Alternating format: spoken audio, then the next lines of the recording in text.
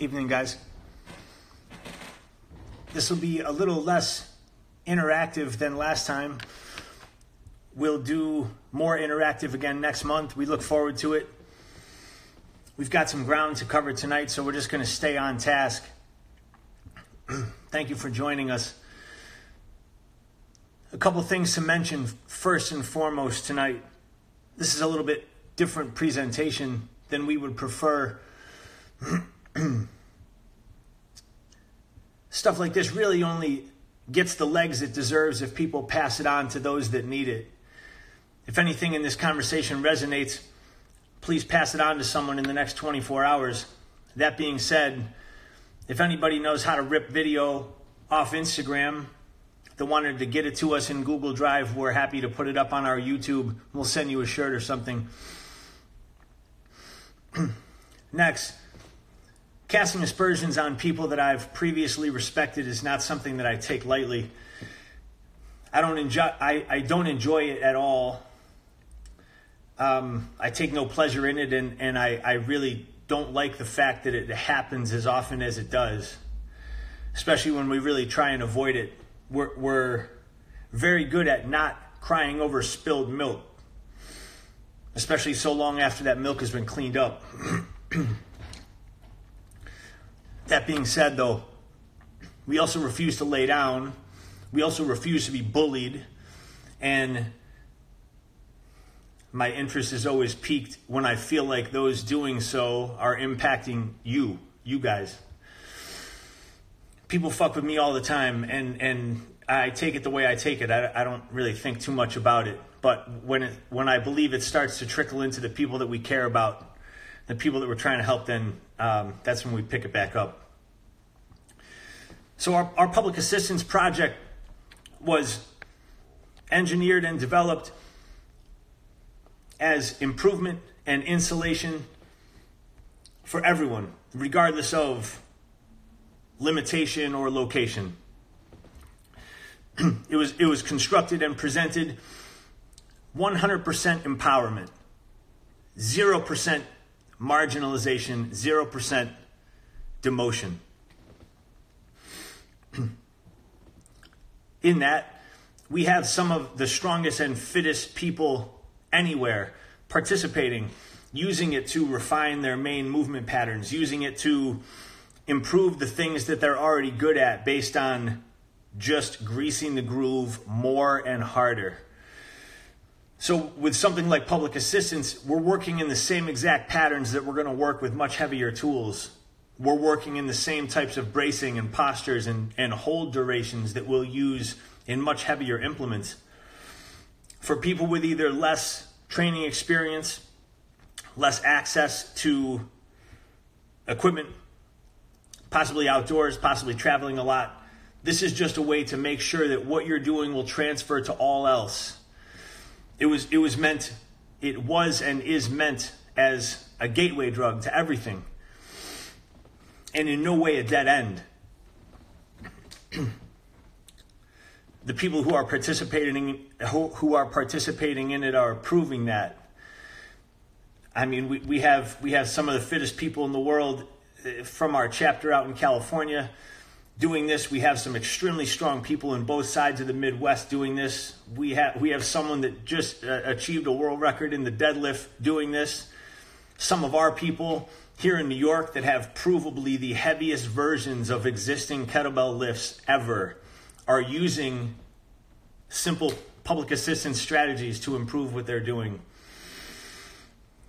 So the point isn't necessarily tooting the horn of public assistance. It's addressing the fact that for the last few months, CrossFit has been putting up irresponsible bastardizations of it, and just past the flagrancy of the actual videos themselves, when I look back on their history of non-development and the end of their evolutionary process of improving the training methodologies in the mid-2000s, there is no way that they thought that up themselves. Something I've said before, in the annals of history, someone has lifted a water bottle for fitness before we did. But until last year, no one had ever standardized it, demonstrated it, turned it into some useful, transferable, sustainable program. So the fact that someone within the CrossFit hierarchy, and again, I also have a really realistic view into companies like that, and CrossFit in particular, no one in the higher ups at CrossFit knows that this even happened. This is some nerd that needed to make some internet content and either saw what we did as an opportunity or as a joke. A lot of the communication I've gotten on it was also a little frustrating because people really and truly thought that it was just parody. And it really looks like it. This is not questioning or maligning or making light of the participant. This is exclusively criticizing the process. Those people featured in those videos are the perfect demographic for public assistance, provided it was taught anywhere near correctly and it was presented the way that it should be presented, which is them kicking ass and learning physical skills that will transfer to all else in their life forever. The most recent video of the girl featured not one single strong component of movement. It is truly incredible to me that over 25 years into the business, CrossFit cannot teach a kettlebell swing.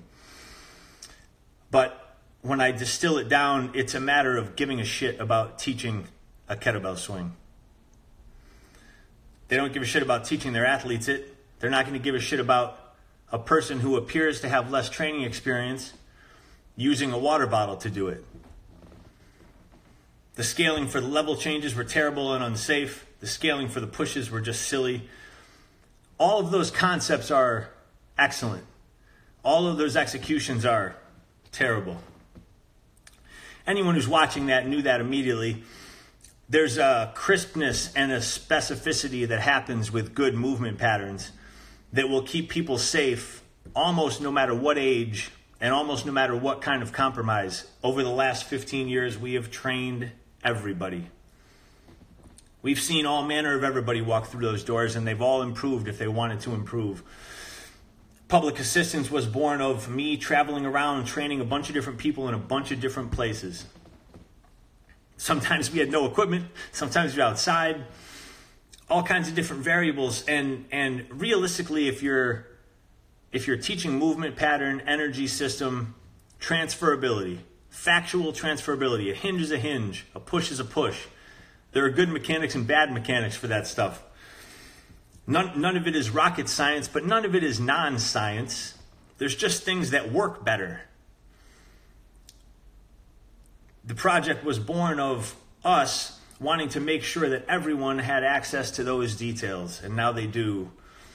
However, the pitfall there is when we put something out so publicly and for free as we continue to do and as we will continue to do, it essentially becomes public domain. We understand that. I'm not even really talking tonight about the fact that someone misappropriated one of our concepts. It happens all the time. These days, even people that like us take so much from us that it starts to feel like they're doing it on purpose. That's not what we're talking about here. What we're talking about is a gigantic company that has a history of taking advantage of those smaller than them.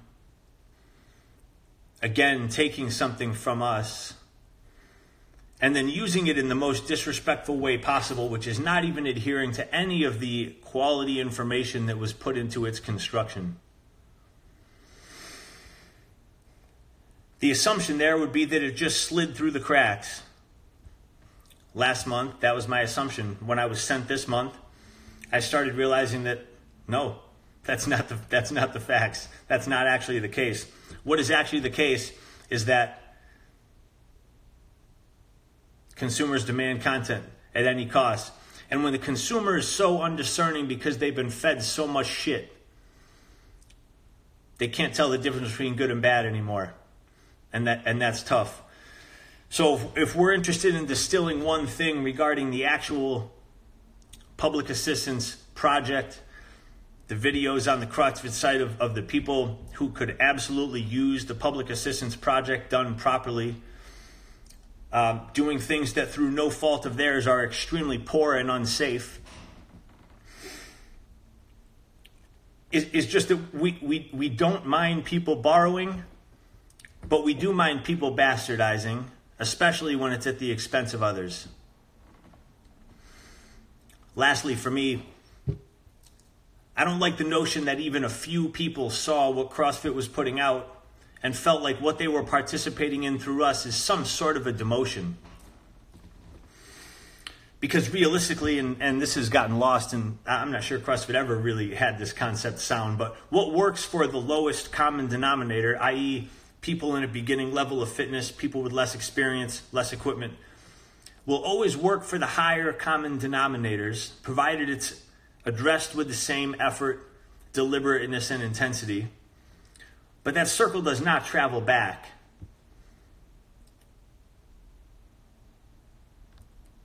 When the only tool that you're interested in is the heaviest and best, or most novel, you will never understand why something like a deliberate, well-constructed water bottle training can be more valuable than that.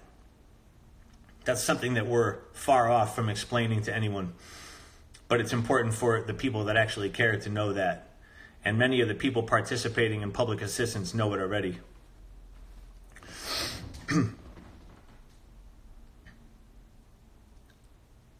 So, there's nothing to do about that. I'm also not under any type of veiled notion or misguidedness that CrossFit cares about any of this. They don't care about you, and they definitely don't care about stealing from someone small like us, and they haven't for a really long time.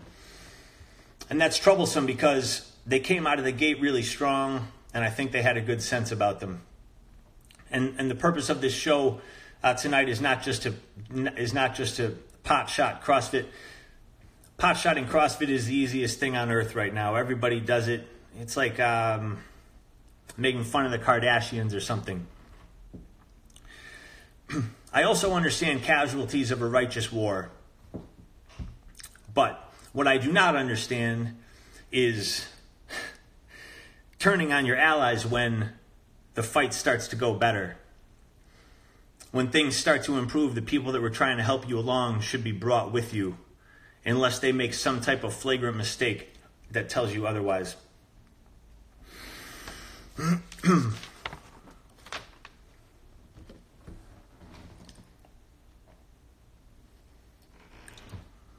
We'll do this once, so we might as well just start at the beginning.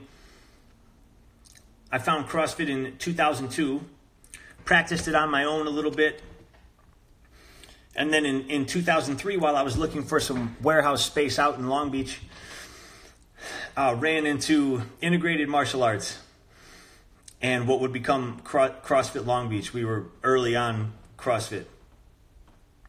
I'm not sure that on earth I could have walked into a better place. My instructors there were the best instructors for me that could have been constructed. I could not have handpicked better people. They were tacticians, they were martial artists, they had a keen sense of fitness, they had a keen sense of movement, they had a keen sense of integration. And when they saw my eyes light up at all of that stuff, I'd been practicing martial arts for quite a while and really enjoyed it. And had a phenomenal Kempo instructor prior to finding integrated, someone I still respect a lot to this day. But when I found that place, I just knew I had found it. As CrossFit Long Beach, we were small, but well practiced. And even then, we realized that what was happening in the paint by number sections weren't letting us transfer what we needed to our other applications. They were law enforcement and military and martial artists, and we realized that if you ran the tanks down too far, you couldn't fill them back up enough to use them. So we started changing the physical philosophies of all that stuff early. But anyway, moving on. So at that time, we would go to a CrossFit certification. I think my first one was 2005. And then after that, people would just kind of go to different CrossFit certifications. Southern California at the time, I wouldn't say it was informal, but there was a level of informality to it where you could just go down and say hello and watch a bit of a certification day. And it was just really fascinating. Greg Glassman was a master orator, and he had some really talented people helping him. And it was quite a thing to see at the time. It definitely had our attention, and we were definitely enamored with it for the right reasons. it was for the little guy, or it felt like it was for those who were disillusioned with conventional fitness and those that didn't necessarily fit the specific mold. It stayed that way for a little while, and then it started to shift. But towards 2007, we had gone. One of my instructors had taken me down to Camp Pendleton to a CrossFit certification down there, and we were friendly with Greg Glassman. He was around all those early days certs, so I had an idea for him because I wanted to contribute. I was always someone that wanted to help where I could with things that I liked. It's probably the same reason that I got into BMX as a job and did hardcore shows and did things like that to try and help further the communities that I was interested in. CrossFit was a great training brand for a lot of reasons at that time, but it hadn't developed as a visual brand very much. I knew that we could bring expertise to the table that would help that along. So in 2007, I presented and I guess explained the idea of CrossFitShirts.com, which would involve our commercial print shop that we had here in Rochester being a design house for CrossFit proper and printing those shirts, but also starting to do more large-scale promotion to print for affiliates, and then keeping some of their standout shirts in a store where people could just collectively buy from one store. So if you wanted the shirt from CrossFit Alaska, CrossFit Hawaii, CrossFit New York, you could buy it all in our little shop as long as we were printing the stuff. It was a really, really good idea with a very little downside, small, tiny downside, we thought. He bought it. We talked a bunch more, got to be friends.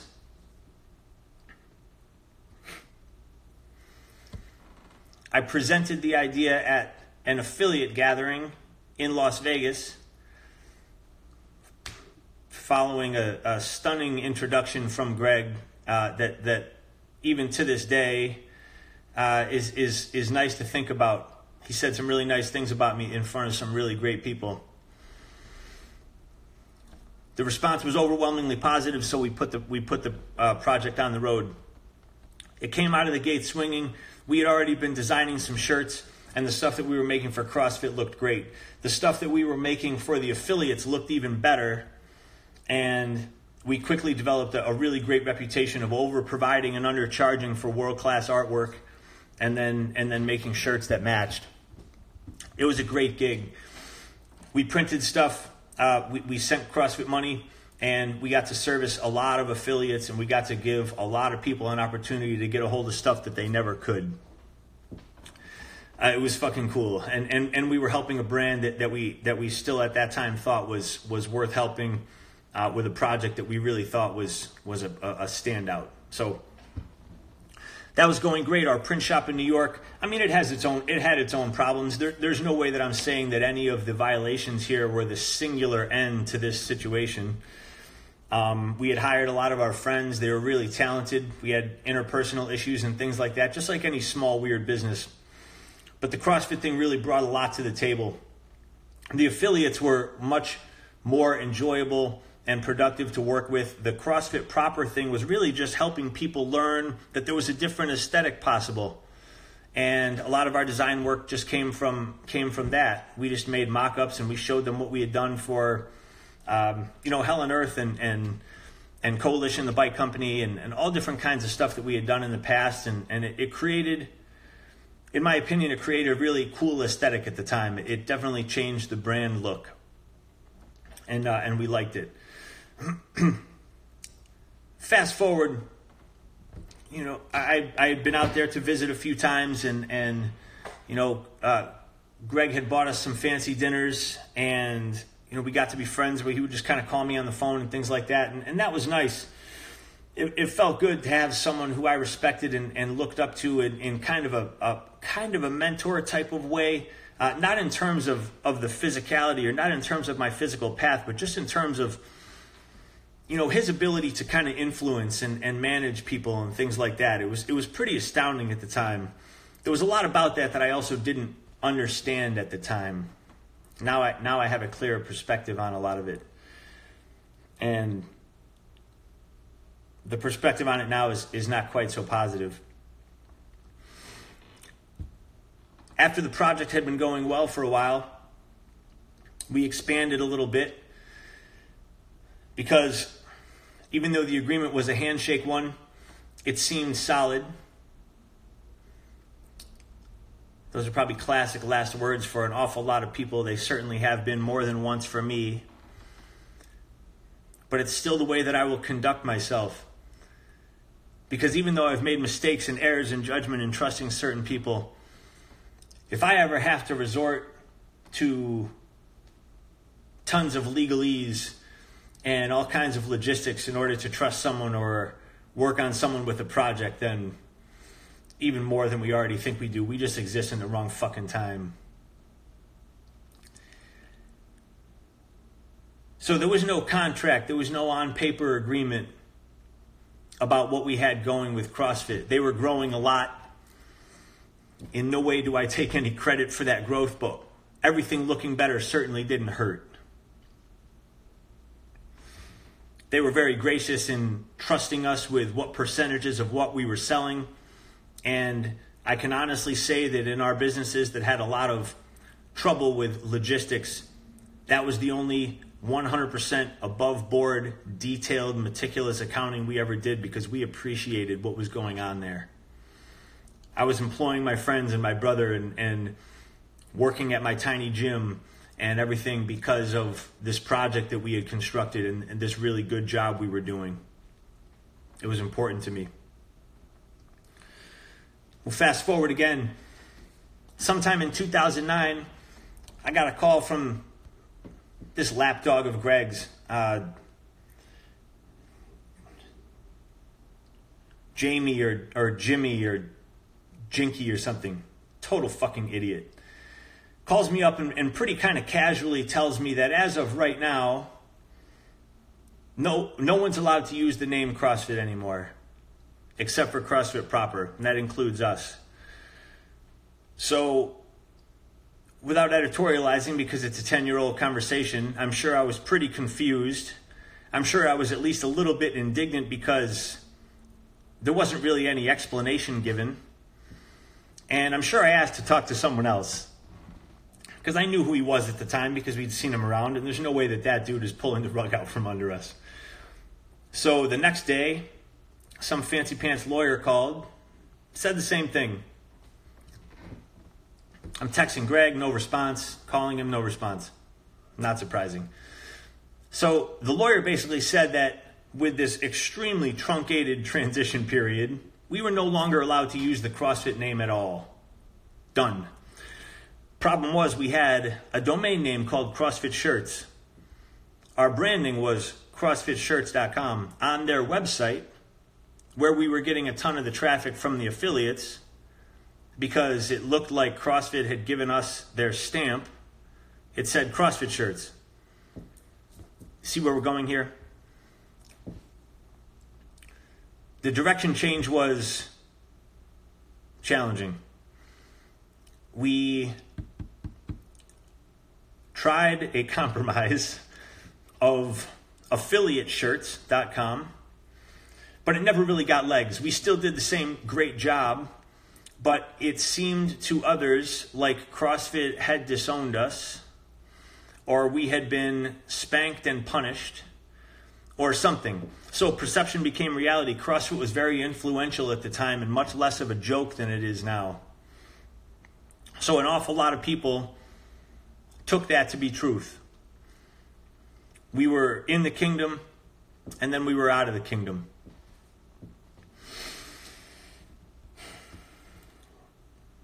The solution I was offered, I couldn't do air quotes, I'm tired. The solution I was offered was flying myself, paying to ship all the remaining shirts we had from CrossFit proper and all the affiliates to another affiliate gathering in Austin, Texas, and then working a table as I had so many times before, trying to sell the remaining inventory. I had done that enough times to know exactly how that would go. And it went about as well as it sounds like it would go.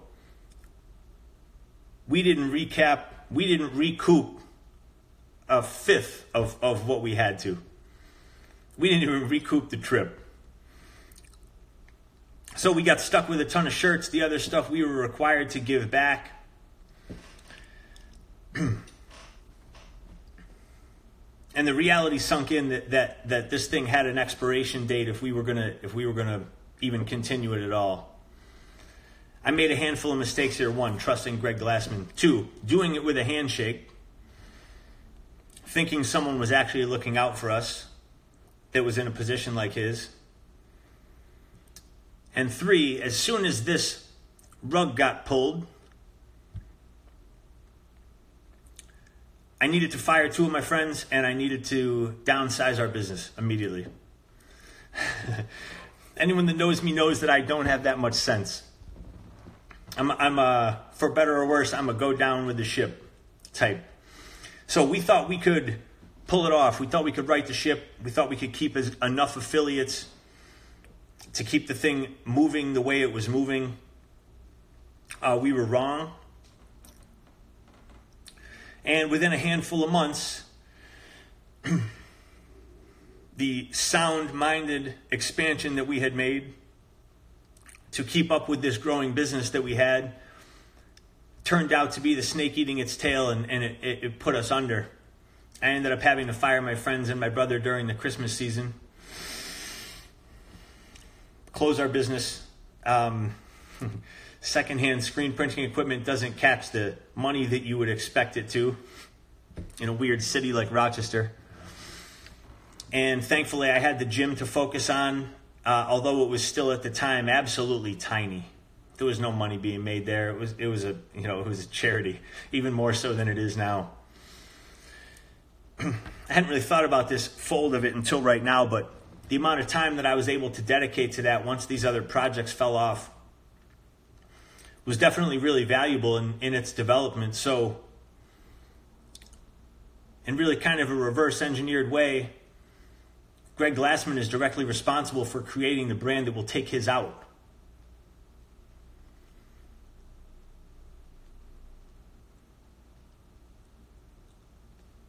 Another little fold to this that I never would have expected. The print shop was an LLC, which is a really safe way to make a company when you're small like we are and don't have rich parents or a trust fund. Because if it goes wrong and you do it properly and dissolve it the way you need to and everything, you're supposed to be free of personal financial liability. I had my personal banking at Bank of America, where we had a small line of credit for the business. We dissolved it as we were supposed to, as per lawyer's recommendation. And yet somehow, a couple of weeks later, I woke up one morning and all but $80 had been taken from all my bank accounts. I had $80 left in the bank, and a gym to run, and a warehouse to pay for, and another small business operating. I called the same lawyer that was helping us with the dissolution and was told, yeah, that's definitely illegal, but what are you going to do? Sue Bank of America? So, of course, the answer was no, we're not going to sue Bank of America. Thankfully, I've always been a little bit resourceful, and I've always hidden things in places that no one expected. If I had not exhibited that type of resourcefulness in that situation, everything we did would have been out of business. Gym would have been out of business. Hell on Earth would have been out of business. But it wasn't, because we think ahead. And even though we got caught with our pants down a lot right there, and the print shop casualty was tough, and having to tell my brother that he didn't have a job that they had worked so hard to build around that time was tough. And I've never really talked about any of this with anyone other than some close friends, just as kind of conversation, because I still had some type of like residual, lingering kind of respect / appreciation for CrossFit. As I've always said, and even as I say now, I really love it for where it directed me. I dislike it for where it has directed itself. But after this recent public assistance thing, and the fact that even after I know a handful of people wrote some respectful messages about those presentations in a private way to CrossFit, no one responded at all. I felt it was time to mention this. Sometimes if a pattern of irresponsibility is shown, it has to be taken a little bit seriously, because regardless of how fucking big CrossFit is, regardless of how well-known anybody is, regardless of the fact that I truly believe CrossFit is the most important thing that's happened to fitness in the last 25 years, and the amount of positive good they have done is insurmountable, you're still not above accountability. You still don't get to take advantage of people whenever you fucking feel like it. That is not what good people do. And that is not what people in businesses that care about people do. No one cares what kind of endorsement deals you have. No one cares about how many affiliates you have. No one cares about any of that when it comes down to the fact that empowering people and not making them feel like doing something differently than you would have them ideally do is a demotion, and not sneaking around behind the backs of people who trust you, as Greg did with me, that does not take you off the hook for that stuff. Money does not absolve someone of responsibility. It does not absolve someone of accountability. It actually increases those things. A tiny place like ours, naively, when we had began that CrossFit project back in 2008, we thought we were really onto something because we felt we had found a philosophical alignment. I didn't realize at the time that that doesn't really exist in companies that are intrinsically business, intrinsically fitness. People in those categories are almost always highly influenced by money and power and leverage and social climbing and all this other stuff. To a tiny extent, we all are. But once we achieve those things, how we handle what comes next defines us. And my definition of CrossFit at this point is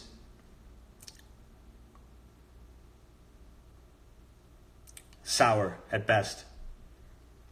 They've done a lot of phenomenal things. The Public Assistance Project is a simple thing that they didn't think twice about, and they still won't.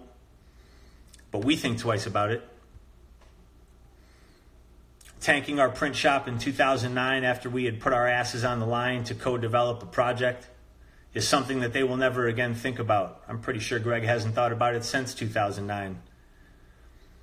But when this other stuff started coming up, we started thinking about it. The interesting leverage we have here is that we're small enough and solid enough and confident enough in what we do that we don't have to lay down for anybody. If you're going to fuck with us in the right way, we're going to fuck with you back. One thing I have earned is the stability and confidence to say fuck you when it's proper. We don't say it often, and we don't like it. I'm not a contentious person. I cherish the people that care about us. And when I feel people are impacting them in negative ways,